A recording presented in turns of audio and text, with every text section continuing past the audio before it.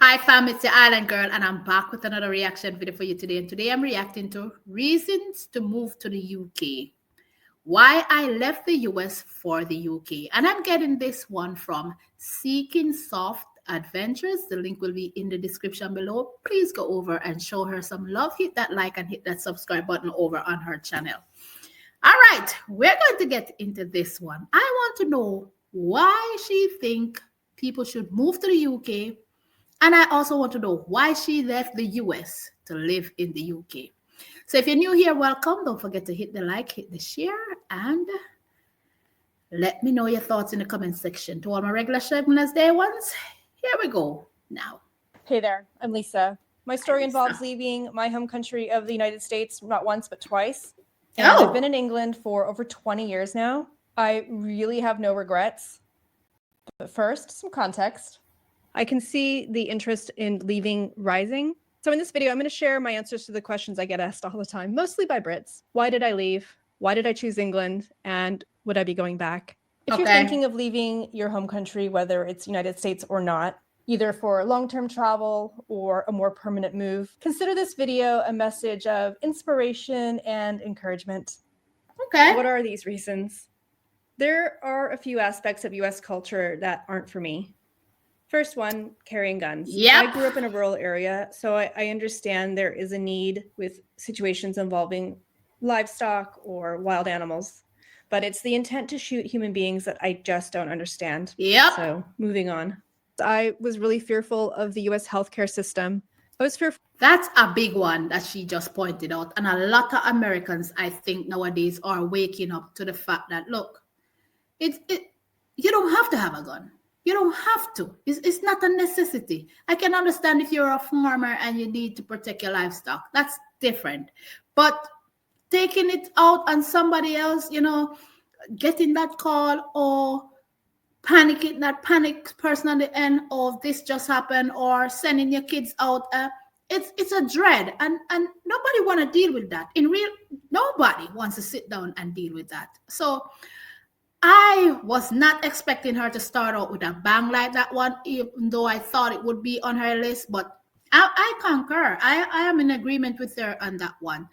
Healthcare, oh baby, here we go. Fearful of the cost and the complexity. I was also really fearful of the fact that my healthcare was tied to my job, because in my 20s, I had a situation where I had to go to the emergency room and I found out that I wasn't covered on insurance. And it was awful. And it took me years to pay it off. I can't face that again.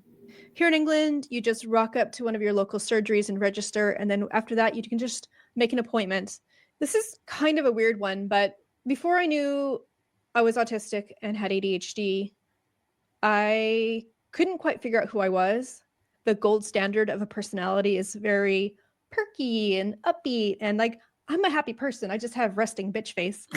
And in England, I could just not worry about that sort of thing. I felt like I was myself, and it wasn't a big deal. The other major one is that wow. What a way to put it. At least she know who she is. I'm sorry I'm laughing about it all, but I'm like, she's like, listen, this is my face is, and I feel comfortable in England being this way. I don't have to worry. I don't have to be perky. I don't have to always have the smile on my face, and just because it's I don't know how people maintain that. If you're down and out, you're down and out. That's just how I see it. I'm like, I don't need to keep up this person like it's always peachy and cherry at the no. When she talk about healthcare, I'm like, oh my word, that is just something. I can only imagine it going to the doctor and then finding out that you have no healthcare behind, no coverage, the amount of money you have to fork out of your pocket. That in itself, to me, it's ridiculous. And like you said, she was shocked, and it took her years to pay for it. And that is a major issue here. You go to the doctor, you're in debt. It's crazy. Just get an ambulance ride. It's just $5,000 to have it's beyond me. And for an amazing country as they say it is, it shouldn't be the case. And I love the fact that she said, listen, you have to be a resident here in the UK in order to get these treatment. You understand? You have to be a resident, working, I'm assuming, paying taxes, giving back, because I know it is, healthcare is not free. It comes out of your taxes. I understand that, but I'd rather that any day than here waking up afraid to go to the doctor because you don't want to end up in debt. It's crazy, because there's a hefty bill coming once you walk into that doctor's office. It's beyond me. And I love the fact that she said, listen, I know I fit in here. I can be with myself, because in the UK, people don't put on a facade. They're who they are. They don't need to be smiling and be on the upbeat and for anybody. That's cool. There's this dependency on a car in the United States. Like, I've always struggled with driving. My friends were making fun of my slow reflexes, but I know now it's because of dyspraxia, which is very common in people who are neurodivergent. So there's that. Another reason was that I was just simply bored of the California weather. It was sunny a lot. I know I don't quite believe that now, but that's how I felt at the time. The question I get asked the most is, how did I end up in England? And the answer is pretty straightforward. I was living in California. I was keen to leave California, and I met someone. We fell in love. Decided to get married. And because he was an EU citizen, it was going to be easier for her to move to the UK than anywhere else in the United States. So we did. Usually the next question is that, well, why? I'm surprised. She said, listen, it was always hot. I can't deal with it. I need to move. That's an interesting one. But I love how plain she is, meaning explaining exactly why she leaves, the reason for her moving to the UK. It fits for her. And one of the things that I like that she said, look, it don't work well for me. Well, let me put it this way. You need a car to get around here based on where you live, majority of the time. And even if you live in an area where bus run, you don't even want to take the bus within that area that you live sometimes. And when you reach certain time of the evening, you don't want to go on a bus. And if that bus is not running to where you live, then then there's a big problem, because you don't have no transportation to get home. And some of these routes don't even have buses, don't even have trains. So it is not as accessible and reliable as I hear a lot of people talk about how it is when it comes on to transportation in the UK. England. Well, okay, I have some good reasons. Depending on who's asking, I might not give them all of the reasons, but I'll give them to you.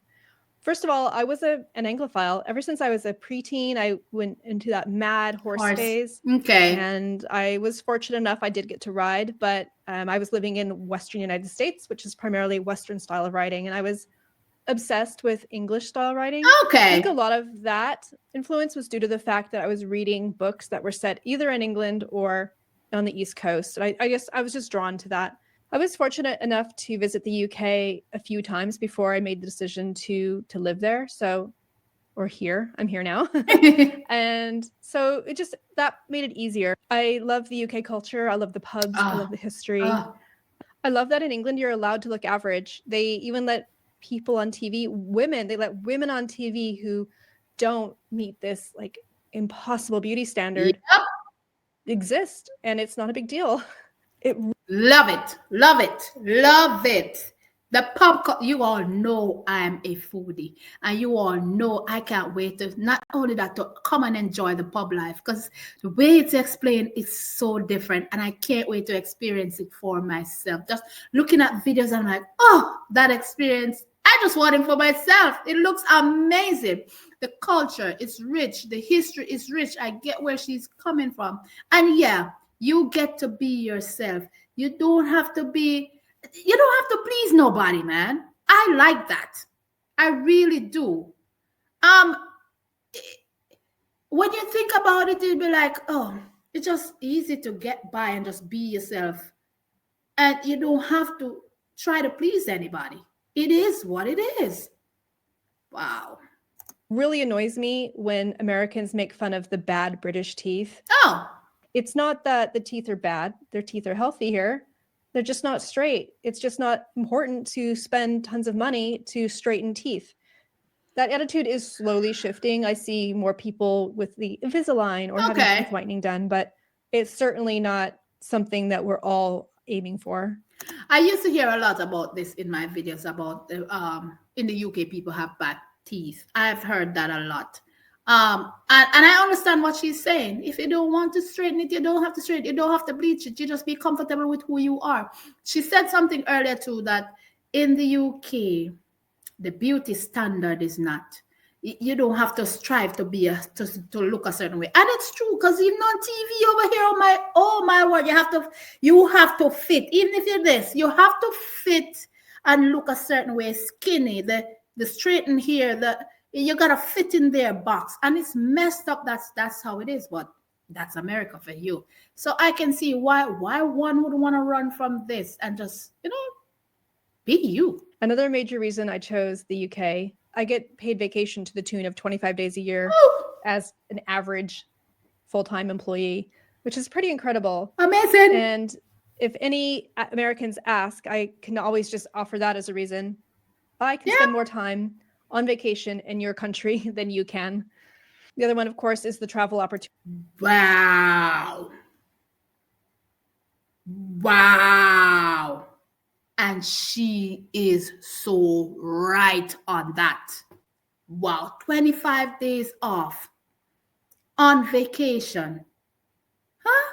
When you're in your country, you're working like a dog and you can't even get 15 days, depending on the job that you're in. And even if you get those 15 days, it's a dread to take those 15 days because you still don't want to go, because you still don't want to be piled up with work. You don't want to lose your job. All of these stuff. Oh, my word. It's sad. But when you compare the two, why wouldn't you move? That's reason for moving. Opportunities. England is really close to Europe. Yeah. In fact, London is very well connected. It's just pretty easy to get around. In fact, the first couple of years I was in England, I was probably traveling every couple months, doing a long weekend here and there in various European capital cities, which was really good fun. The reason I moved back to the US after 10 years in England was that 8 out of 9 summers were really disappointing. I'm talking chilly, damp, gray. However, I can confidently say that's no longer the case thanks to climate change. It's definitely hotter during summer here, and so much so that it's tricky. It's almost dangerous because a lot of homes don't have air conditioning. Yeah, that I know. The houses and buildings are constructed to retain heat. So it becomes pretty unpleasant, but anyway, we're dealing with it. I just didn't feel like I was going to be able to have a good quality of life. And I couldn't have a cat when I was renting. So, and I was missing the UK culture. I was missing the sense of humor, that feeling of safety. There's no gun. People don't carry guns here. Obviously, farmers have guns for very specific reasons. Yeah. But, or you could do sport shooting or something like that. But there's not this culture of carrying a gun around. If you've lived abroad, or if you're considering living abroad, which of my reasons for leaving resonate most with you? Share your thoughts in the comments. I like the fact that she said, look, I feel safe. I feel comfortable. That's one of the reasons why I love being here in the UK. But I did not expect, though, for her to say, I left the UK after 10 years because of the weather. I was not expecting that one bit. That I didn't expect to see another. I'm like, that's an interesting reason for leave. But then she's like, okay, but I miss it. I want to go back to it. I miss the food. I miss the people. Then I get asked if I'm moving back. Actually, my family used to ask when I was moving back all the time, but they've stopped now. After 15 years, they finally stopped. She's not going back. The answer is that no, I probably won't move back. I'm really settled here. I won't move back for all the reasons I mentioned. I don't have any regrets other than maybe I should have been more organized around taxes. I'm pretty happy with the fact that the public transportation here is pretty good. It's not amazing. It can be disorganized, but I just love the fact that I don't have to drive here.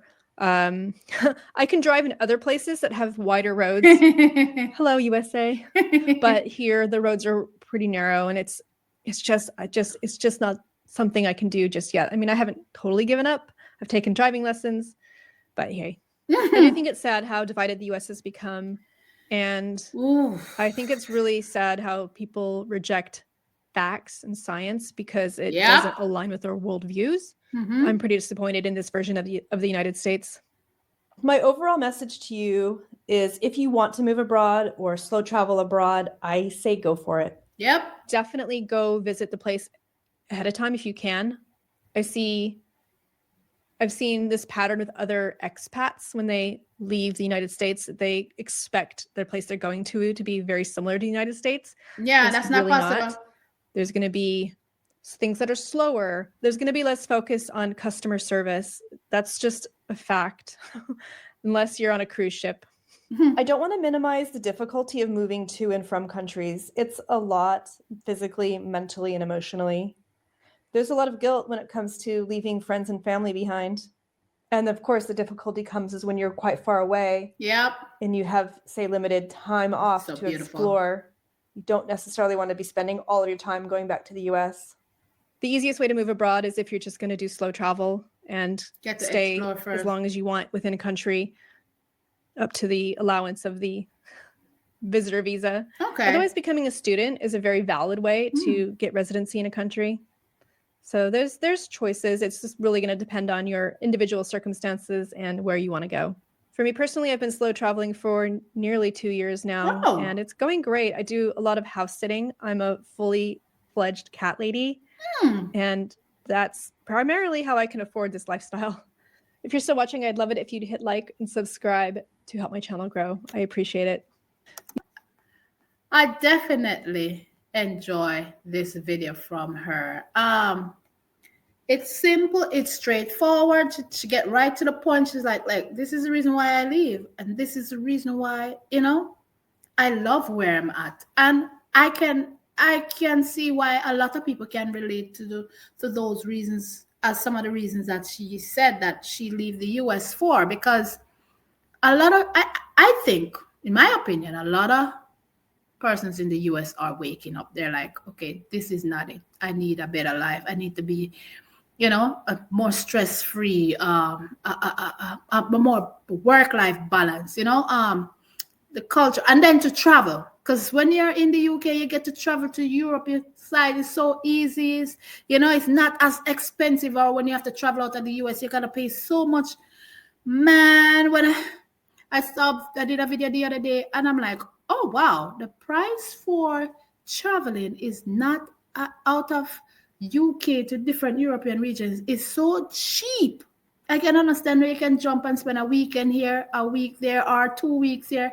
When you're on vacation time from work, it makes sense. She touched on some amazing point, and I do agree. Yes, guys, please go over and show her some love. Hit that like and hit that subscribe button on her channel. I already did, because I did enjoy this content. And if it wasn't for her, I wouldn't have be able to make content like this. So we have to give those content creators their due.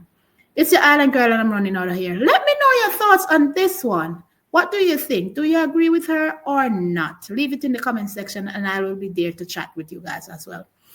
Love you guys, and I'll definitely catch you guys in another video. Don't forget to hit the like, hit the subscribe button, and wrap back, relax, and continue to enjoy. Bye.